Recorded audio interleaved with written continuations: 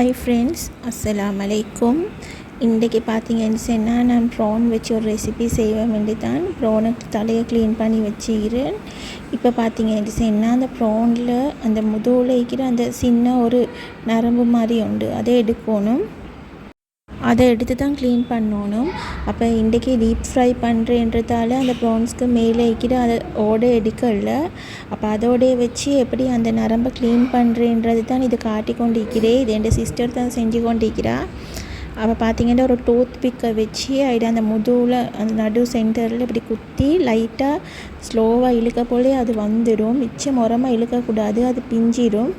பிய்யாமல் ஸ்லோவாக இழுத்தா அது எல்லாமே ஃபுல்லாக எடுக்கலும். அப்போ இப்படி தான் ஈஸியாக க்ளீன் பண்ணி கொள்ளையிலும். ஃபஸ்ட்டுக்கே ப்ரான்ஸ்ட்டு தலையை கலட்டி தான் வச்சிக்குது. அதோட சைடில் அந்த லெக்ஸ் மாதிரி இருக்கிற அதெல்லாம் கட் பண்ணிக்கி சிசரால். அப்போ அப்படி தான் இந்த ப்ரான்ஸை க்ளீன் பண்ணி எடுத்திக்குது. இங்கே பார்த்தீங்கன்னு சொன்னால் புளியை கரைச்சி வச்சிக்குது. அதில் எங்களுக்கு எவ்வளோ புளி தேவையோ அந்த அளவுக்கு அந்த புளி கரைச்சலை சேர்த்துக்கொள்ளணும்.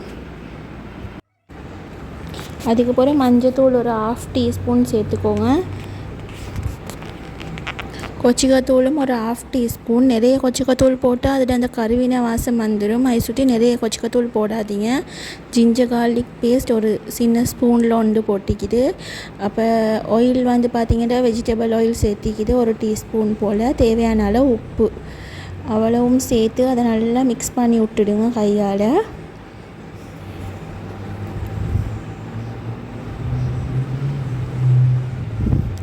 இப்போ பார்த்திங்கன்னா இதை மிக்ஸ் பண்ணியாச்சு. ஃப்ரீசரில் போட்டுட்டு நாங்கள் செய்கிறதுக்கு ஒரு 2 ஹவர்ஸ்க்கு முந்தி எடுத்து நார்மல் ஃப்ரிட்ஜில் போட்டால் சரியாது.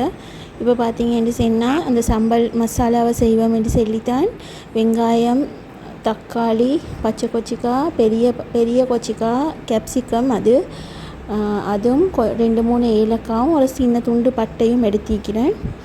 வெங்காயம் பார்த்திங்கன்னு சொன்னால் உங்களுக்கு எவ்வளோ மசாலா தேவையோ அந்த அளவுக்கு எடுத்துக்கோங்க. அப்போ நாங்கள் ஒரு 5 வெங்காயம் போல் மெல்லிசாக நீட்ட வாக்கில் அரிஞ்சு எடுத்துக்கிறேன். இப்போ பார்த்திங்கன்னா ப்ரானை எடுத்தாச்சு. இப்போ நாங்கள் பவல் வந்து பப்படம் பொரிச்சோம். அப்போ அந்த எண்ணெய் இறுக்கி என்ற சுற்றி அந்த எண்ணெயை யூஸ் பண்ணிக்கிறோம். டீப் ஃப்ரை பண்ணுற அளவுக்கு ஆயில் சேர்த்துக்கோங்க. பேன் நல்லா சூடாவினத்துக்கு போகிறவே அந்த ஆயிலை சேர்த்துக்கோங்க. அதுக்கப்புறம் நல்லா ஆயிலும் நல்லா கொதிக்கட்டும். அதுக்கப்புறம் இந்த ப்ரான்ஸை சேர்த்துக்கொள்வோம்.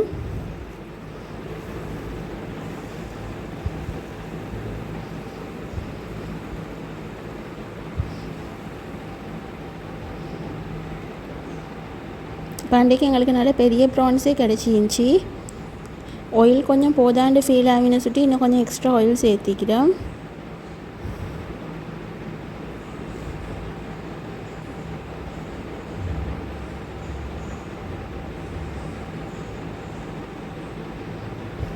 இப்போ நல்லா ஒரு சைடு வந்து நல்லா ப்ரௌன் கலர் ஆகின பிறகு தான் மறு சைடுக்கு பெரட்டணும். அப்போ கருவேப்பிலை கொஞ்சம் சேர்த்திக்குது, கறி லீஃப் பொரிக்க போல் அது சேர்த்தா இதை ஸ்மெல் நல்லா இருக்கும். உங்கள்கிட்ட கறி லீஃப் இல்லாட்டி ஸ்கிப் பண்ணிக்கோங்க. இப்போ பார்த்தீங்கன்னு சொன்னால் நல்லா பொன்னிறம் ஆகிட்டு அப்போ மற்ற சைடுக்கு திருப்பி விட்டுடணும். இப்போ நாங்கள் கொச்சிக்காய் தூள் அந்த சில்லி பவுடர்லாம் நிறைய சேர்த்துருந்தோம்னு சொன்னால் இந்த டைமில் இதெல்லாம் அந்த எண்ணெயில் பொரிஞ்சு ஒரு கசப்பு டேஸ்ட் வந்திருக்கு. அதனால் கொஞ்சம் கணக்காக சேர்த்துக்கோங்க. இப்போ மற்ற சைடுக்கு திருப்பிட்டு அந்த சைடும் நல்லா இந்த மாதிரி நல்லா கலர் வர வரைக்கும் பொரிச்சுப்போங்க.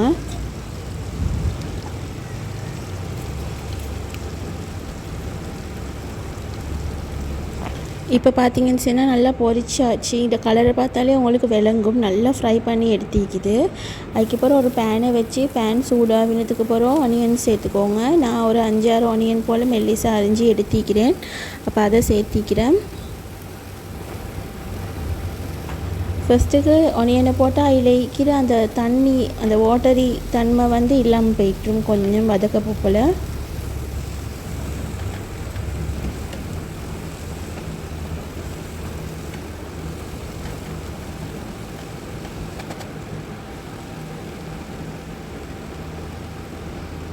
இப்போ பார்த்தீங்கன்னு சொன்னால் அந்த ப்ரானை ஃப்ரை பண்ணினா அதே ஆயில் தான் சேர்த்திக்கிறேன். ஒரு 3 ஸ்பூன்ஸ் மாதிரி சேர்த்திக்குது.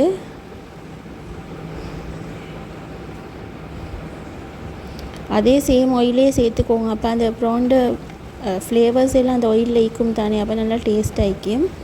அப்போ நல்லா வெங்காயம் நல்லா வதங்கணும்.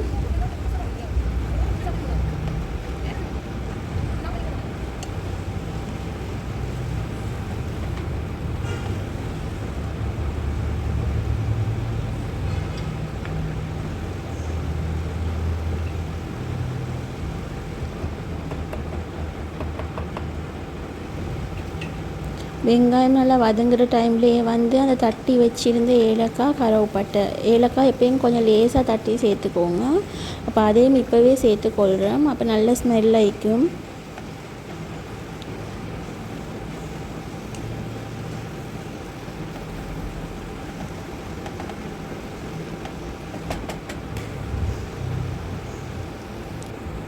இப்போ கொஞ்சம் தேவையான அளவு உப்பை போட்டுக்கொண்டா அந்த வெங்காயம் சுருக்க வதங்கிடும் என்று சுட்டித்தான் வந்து குயிக்காக சால்ட்டை சேர்த்துக்கொண்டேன். அப்போ உப்பை தேவையான அளவு சேர்த்துக்கொண்டு நல்லா பிரட்டி விடுங்க. அப்போ குயிக்காக வதங்கிடும்.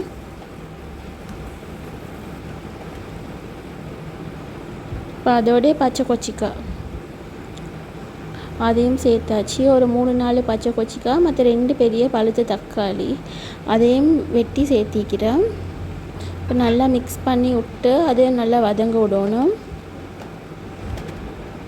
அப்போ ஒரு மூடியை போட்டு அது வதங்க காட்டியும் நல்லா குக் பண்ணிடுவோம். இப்போ தக்காளி நல்லா வதங்கி தான் நீக்குது. நாங்கள் அவுப்பேட மற்ற சைடால் அதை கொஞ்சம் மேஷ் பண்ணி விட்டுருவோம்.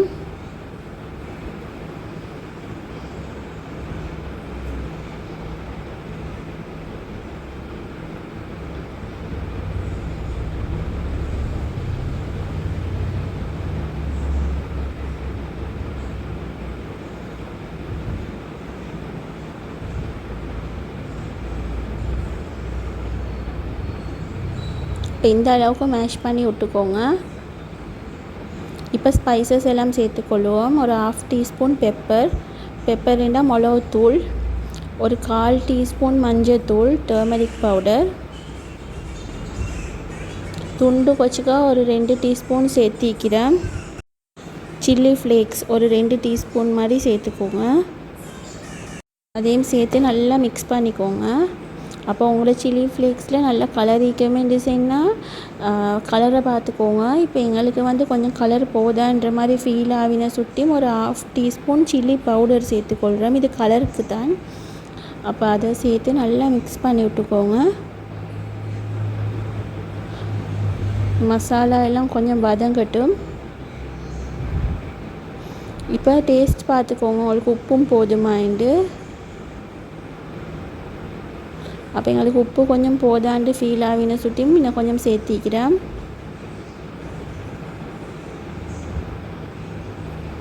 அப்புறம் கொஞ்சம் லெமன், 1/2 லெமன் ஜூஸ் அதையும் சேர்த்துக்கோங்க. லாஸ்ட்டாக நாங்கள் வெட்டி வச்சிருந்த கேப்சிகம் பெரிய கொச்சிக்காய் இருக்கு தானே அதை சேர்த்துக்கொள்வோம். உங்களுக்கு பெரிய கொச்சிக்காயோட டேஸ்ட் பிடிக்குமெண்டா சேர்த்துக்கோங்க, இல்லாட்டி சேர்க்காட்டியும் பரவாயில்ல.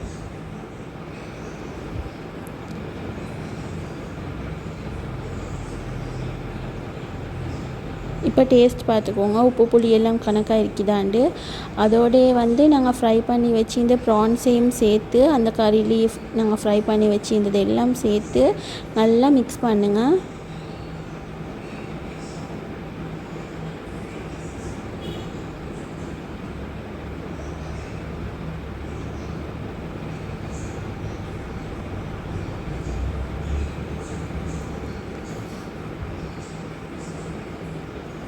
இப்போ கொஞ்சம் ஒரு லிட்டால் மூடி நல்லா குக் பண்ண விடுங்க. அந்த கேப்சிகமும் வேகணும், மற்றது அப்போ தான் அந்த இறால்டு இருக்கிற ஃப்ளேவர்ஸ் எல்லாம் இந்த மசாலாவில் இறங்கும்.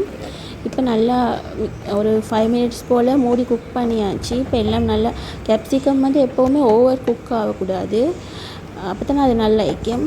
அப்போ பார்த்தீங்கன்னா இப்போ டேஸ்ட் பார்த்தாச்சு. சரி, எங்களோட மசாலா ரெடி ஆகிட்டு.